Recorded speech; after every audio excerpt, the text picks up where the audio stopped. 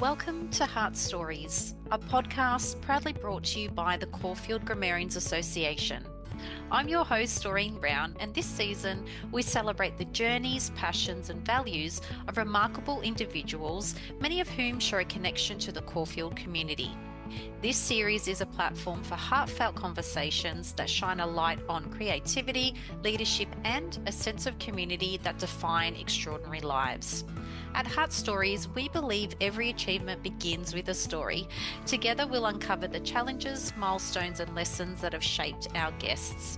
Through their insights, we'll explore how shared values and a commitment to making a difference inspire both individuals and communities to thrive. So thank you for joining us. Settle in, open your mind, and get ready to discover stories that inspire, empower, and unite. This is Heart Stories. Let's begin. On this episode of Heart Stories, we're thrilled to welcome Darcy Brown. Darcy graduated from Wheelers Hill campus in 2008, and during his time at CGS, he was involved in 8 theatre productions, including Ross, Arms and the Man, The Visit, and The Importance of Being Earnest, all directed by Dan Hartley. Marat Sard, Lysistrata, Rhinoceros, and the producers, all directed by Lyndy, Clarke. After a year at the University of Melbourne, he was accepted into the National Institute of Dramatic Art, NIDA, in Sydney, graduating with the class of 2012.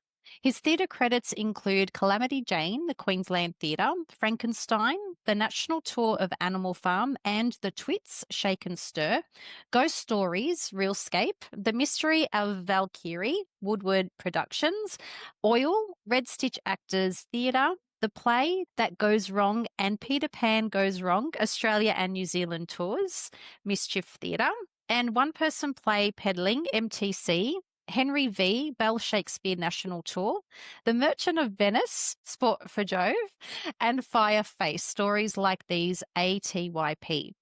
His film credits include the upcoming Liam Neeson action film Ice Road 2, Road to the Sky.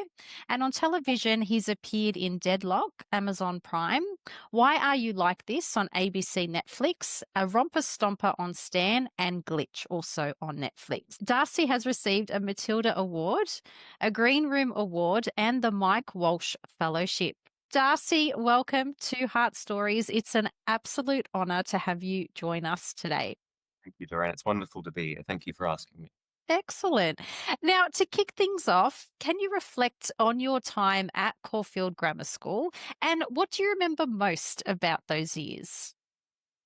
God, I mean, when I think back to high school, I remember sitting on the edge of the oval. Well, that's the main image, edge of the oval with my friendship group at lunchtime. And, I remember getting Nippy's chocolate milk from the tuck shop. And all of that minutiae that comes back to you at weird moments. I was really lucky going to Caulfield. I mean, I suppose at any time you're lucky to go to a school like that, but particularly at that time, there were some really wonderful teachers who were specifically wonderful for me, I think, and also, really wonderful friends who I'm still friends with, still in touch with. So I reflect back with a great deal of a fondness for it. Aside from the usual high school stuff where you're going, I don't know who I am or what I'm doing and everything's awful and, I would rather do anything but go to school on Sundays, all of that normal stuff, which is, a rite of passage for everyone. But by and large, my goodness, what an extraordinary time and place to be. And particularly for what I am now doing and have been doing for some time now is, just an amazing theatre program and extraordinary facilities and funding for the theatre program, but also amazing teachers there. Now, you were involved in quite a few theatre productions during your time at Caulfield, which I mentioned in your bio at the very beginning. How do you think those early experiences really shaped your passion for acting and the performing arts? I think one of the things that they did was give me the start of a sense of how many different types of theatre, styles of theatre traditions there were, how many different ways you could have a career in acting, whether it be film or theatre, but even then within those, how many different rooms you could explore. And the two teachers, Dan Hartley and Lyndy Clarke, very different directors, very different kinds of shows that we did. I unusually in high school got a wonderful sense of how different it can be project to project, production to production, and the different requirements that are asked of you in each one, different ways of working. Dan Hartley, who would teach literature and English and also extension English and philosophy. We did Bernard Shaw plays and Terence Rattigan plays and Oscar Wilde plays. And he was the person who really sort of introduced me to the joys of amazing text, but also the extraordinary ideas behind great plays. So particularly just examples, someone like Bernard Shaw, where the prefaces to the plays are longer than the plays himself. And he talks at length about what he's trying to say in each play in the context of in the various philosophical discussions he's having between the characters. And also, working with Dan as well in just the classroom, his approach was that he was very happy to have several classes with meandering conversations because that was necessary to hit upon the thing that would then ignite everyone's imagination and meet our interest and his interests. And with him, it always felt like a collaborative thing, learning or exploring something. And, one day he'd bring a stack of King Lear and we'd do King Lear, and the next day we'd watch Koyaanisqatsi Cutsy or a Bob Dylan documentary, And then on the other end of the spectrum, Lyndy Clarke, who was head of theatre at Willis Hill campus. I think she had been at Willis Hill, had gone to Caulfield campus and then came back. So the first thing we did was Marat Sard, which is a very bizarre, experimental Peter Weiss play from the 1960s. He was exploring with a lot of the ideas of theatre of cruelty. So you have it set in a mental institution where the Marquis de Sade is directing and putting on a production about the French Revolution. So the full title of the play is The Assassination and Persecution of Jean-Paul Marat, as performed by the inmates of the Asylum of Chariton under the direction of the Marquis de Sade. And we did it on the stage in the auditorium, but meaning we had the audience sitting on stage with us. We brought roster in and dropped the curtain, so it felt almost subterranean. And at the end, all the actors applauded the audience. And looking back, God, how pretentious. But it was an extraordinary, wild, weird, dark thing to be doing. And I got to play the Marquis de Sade, which, I was just delighted about. So, and doing, Beckett plays and UNESCO plays and ancient Greek theatre. And then in year 12, we did a musical, we did The Producers. So just the sheer variety of work we got to do. And then when I got to drama school, I realized, not everyone has got to do this, because you don't know when you're in the water, you don't know you're in the water. So, to suddenly realize that some of the other people in my year at NIDA had never been on a stage before. Whereas at Caulfield, we had a black box experimental space and a proscenium theatre, which is extraordinary too. But also what the theatre and also the literature programs at Caulfield gave us was they would take us to see a lot of productions. Right. At that time in Melbourne, the Melbourne International Festival was bringing extraordinary things from overseas, and the work that was being done at Malthouse and MTC was really extraordinary. Independently, our literature class and our theatre class took us to see production of Exit the King at Malthouse, which starred Geoffrey Rush. And I was, 16? And it was the first time I'd seen acting of that level. A few things go through your head. You go, oh, okay, your career is not an accident. You're doing something that's on another planet. And you knew watching that there was no one giving a better performance anywhere on earth at that moment, and that stayed with me. So, and moments like that, and seeing there were so many that they form, I guess, a reference bank in your head for what's possible and what the standard is or can be, Yeah. So all of that Caulfield gave me. Now, how did being part of the theatre community at Caulfield contribute to your growth, not just as an actor, but as a person? That feeling when suddenly you find your people and you don't feel so strange or on the fringes, And the theatre studies class, but also just doing the productions was amazing because it brought together so many people from different cliques and friendship groups that never otherwise would have spent time together. Yeah. And you suddenly realize, we actually quite like each other's company and we're having these conversations which we never would have had otherwise. I think that was really important. And it also, I guess it gave me something of an identity as well, because then, you're the guy who's really good at those productions or whatever. Which I wasn't a sporty person, and Caulfield wonderfully is very into sport, and we love that. But that wasn't for me, and I felt very self-conscious and uncomfortable doing that. So to have something else that I could have that same sense of confidence or belonging was really important. And really the friendships I made in those productions and in the theatre studies class, I think it just made me more comfortable and more relaxed in my own skin. And it really did bring together people who thought very differently, who had different interests, different proclivities, all of that. And that was hugely, hugely valuable. Isn't that thing they say, the main thing you learn at high school is not the course content, it's what you learn from being around other people. That's Yep.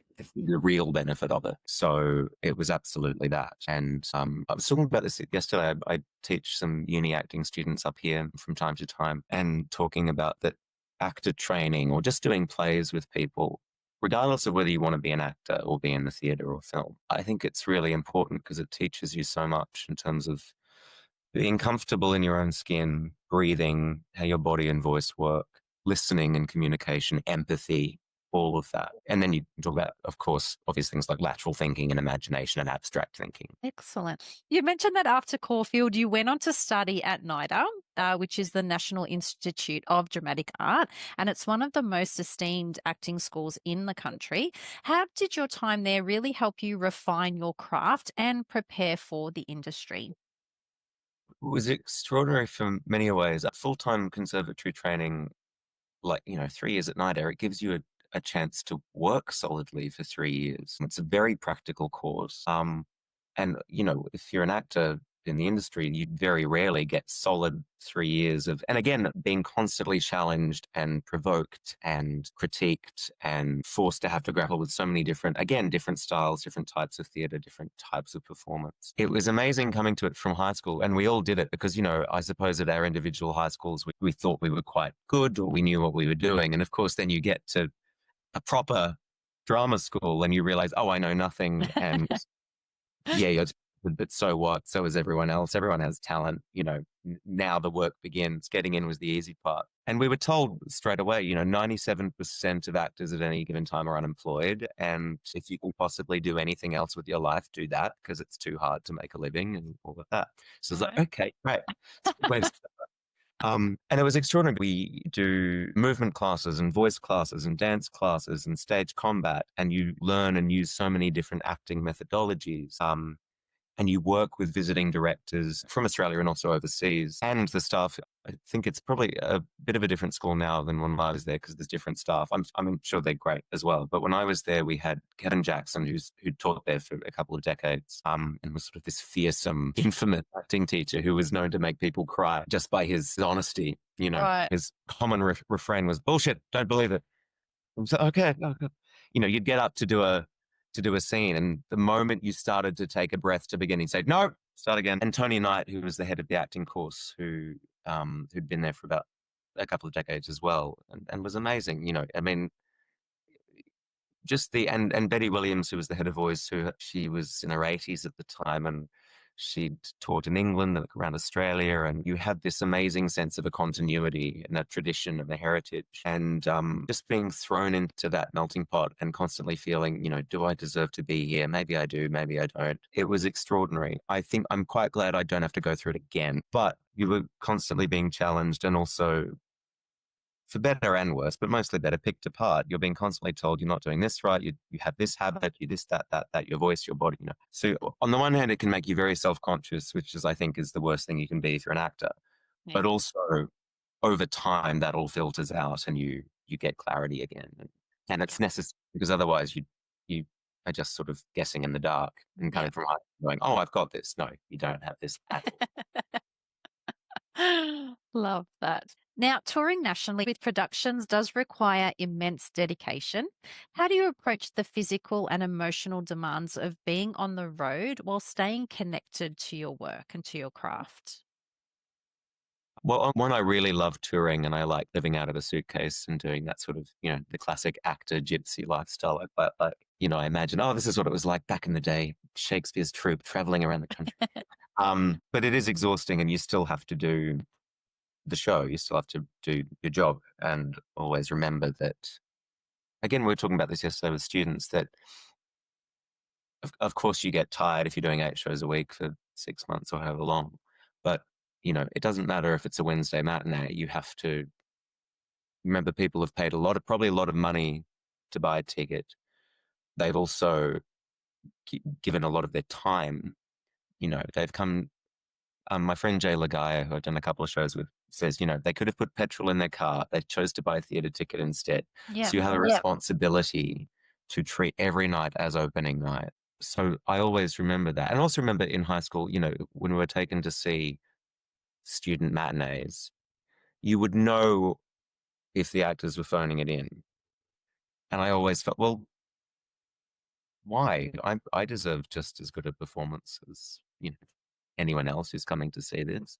So in order to do that, you have to sleep as much as you can, and you have to eat healthily, and you have to look after your body and your voice, and you have to exercise and do yoga and warm up and cool down before and after a show. Ethel Merman once said, you want to do a Broadway show and you want to do it right, you have to live like a bleeping nun. And it's kind of true, like, because you need that energy and you need to have all your wits about you and you need to just go, and you can't do it if you don't get at least 8 hours sleep, and ideally more, and make sure you look after yourself. So, but I like doing that because the fun part is being on stage. Now, do you see connections between the values or experiences you gained at Caulfield and the discipline required in theatre? Absolutely. I think the work ethic and how pushed we were at Caulfield, pushed and also encouraged and nurtured, it was that feeling of, well, you're capable, so do the work, and do the work, respect yourself. I think that is absolutely something I've carried through. And I imagine that's something every Caulfield student has, whether they like it or not. That has been drilled into them. you know, you work hard that you may rest content is the school motto. And I remember at high school going, oh, I resent that, but it's wonderful and it's very true, and it's just for your own satisfaction, because there's nothing worse than coming away from something and going, I know I could have done more. I could have done more work. I could have worked harder. So Yes. I carry that through. And also I think what Caulfield fosters is a curiosity about the world and about people. Learning as much as you can, learn something new every day, and connect with someone every day, Um, and Caulfield was very good as well at putting you in safe but uncomfortable situations, like whether it be Yarra Junction Camp or Expedition or China, or, um, or, group activities or Festival of the Arts or sports days, particularly when you're not comfortable with sport. That can be a very scary thing. But it's really important because, you don't grow or learn anything if you're just comfortable all the time. That, and now doing a job where you're uncomfortable most of the time because you don't know how to play a scene, and you're meeting new people each production, or you're on a film set and you're rocking up for one day and everyone seems to know each other. It's like, okay, it's okay. I'm used to this feeling of not knowing.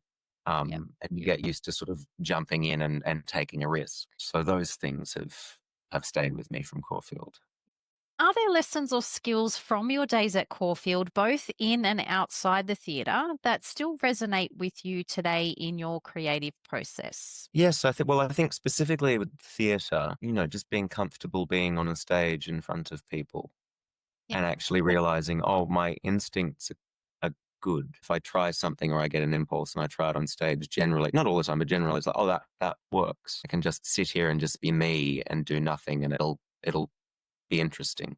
I think what stayed with me as well, specifically from the theatre experiences at Caulfield, was that sense of collaboration, and that ideally everyone in the show, including the crew or the designers, whoever, are the joint author of that event, and you all need ownership of it. And it's, best idea wins. It doesn't matter who. Yeah. What's that? Yeah. There's that phrase. It's amazing what you can achieve if you don't care who gets credit for it. Right. Good one. Um, yeah, so I think that has stayed with me. That I like being thrown into a room with a lot of creative, strange people, and we just sort of try things. Yeah. Yeah, I think See what that happens. stayed. Yeah, Yeah, love that. and again the work ethic too. I think just you're never done. Which brings me to our next question, which is, with your diverse body of work already under your belt, what are you most excited to pursue in the next career chapter? I think I've done vastly more theatre than I've done film. I've done, as I mentioned earlier, I've done a bit of TV here and there, and a movie, and all of that, but it's still relatively unfamiliar territory. But again, that thing of discomfort. I kind of like that. And I love film as a medium, and I admire great film actors so much, obviously. So I'm looking forward to hopefully learning more about film and having more experience, just so I can keep getting better at it. And that's one of the great things, I mean, good and bad, because so many things are cast now through self-tape. Whereas it used to be you'd go into a casting director and actually talk to them or the director. But one of the good things about taping yourself is that you are forced to watch yourself on film, which is a really horrifying experience. It's like hearing your voice on an answering machine. It's like, oh, Yes. God. Is that what I sound like? But it's really useful because you get through that discomfort. Again, discomfort is a theme here. And you actually go, oh, okay, I can learn from this. I know that I have this habit, or I stop doing that with your eyebrows, or whatever it might be, or just you see what doesn't. So I think learning more about that, I'm really interested to do, and really just to keep doing interesting theatre work, to work with great writing and with nice people, Yes. and, to sort of grapple with really good writing is amazing. If I could just do Chekhov and Arthur Miller and Carol Churchill and Shakespeare for the rest of my life, I'd be very, very happy, because you'd never get to the end of those writers and those plays. Yeah. Love that. And as you said, 97% of actors are usually not working. So to be able to do what you love and your craft and do that ongoing is an amazing achievement. Are there any dream projects or roles that you'd like to take on in theatre or film? Like, is there anything on that wish list that you're like, Well, I really am dying to play Hamlet one day, and I've never. I love the play, but I don't need to play. Like, we don't need another Hamlet, really. Just read the play. I think I'd like to work more overseas. I worked in New Zealand, but I think just to experience the differences or not differences and just to work with American or British or French or Japanese actors, and to do more physical theatre, to do more clowning. I'd love to spend time in Paris. At Lecoq or Gaulier or I think that would be what I'm really dying to do, work in New York or London. I think really traveling with my work, because I've been able to do that around Australia and New Zealand. So I think I'd like to be able to continue doing that. Yeah, great goal. Now, it's been absolutely wonderful hearing your story, Darcy. But as we wrap up, is there anything else you'd like to share with the Caulfield community and our listeners? Well, again, thank you to Caulfield for the extraordinary opportunities that it gave me and is continuing to give me, and what I learned there, and also and majorly the friends that it's given me as well. I was the other day about advice, and so I talked to students a little bit, and again, it's weird to give advice because I'm still very early, hopefully, in a longer career, and it's like, I don't know anything. What advice can I give you? But I think, I can't remember who it was, but they said the best advice is commit and figure it out. And I like that just, just commit to it and find a way. Like, if you do that, it's amazing what you can achieve. And also, I think curiosity, as we talked about before, I think it's important to stay curious about everything. And those are things that I'm very grateful that Caulfield encouraged and fostered. Yeah. Yes. Wonderful. Well, thank you again, Darcy. Appreciate your time. Wish you all the best with your future endeavours and projects. And it's been an absolute pleasure speaking with you today. You too. Thank you so much. Thanks, Darcy. Thank you for tuning in to this episode of Heart Stories. A heartfelt thank you to our guests for sharing their story, wisdom, and passion with us today. Their insights remind us of what makes creativity, leadership, and community so impactful in shaping meaningful lives. Brought to you by the Caulfield Grammarians Association, this podcast celebrates the shared values that unite us and inspire us to grow, connect, and lead with purpose. We hope today's conversation has sparked reflection on your own story and the legacy you're building. If you've enjoyed this episode, don't forget to subscribe so you never miss an inspiring story. Share it with your friends, family, or anyone who could use a dose of inspiration. And be sure to join us next time for another powerful conversation with a guest who has a story worth telling. But until then, take care, stay curious, and continue making an impact. This is Heart Stories. See you next time.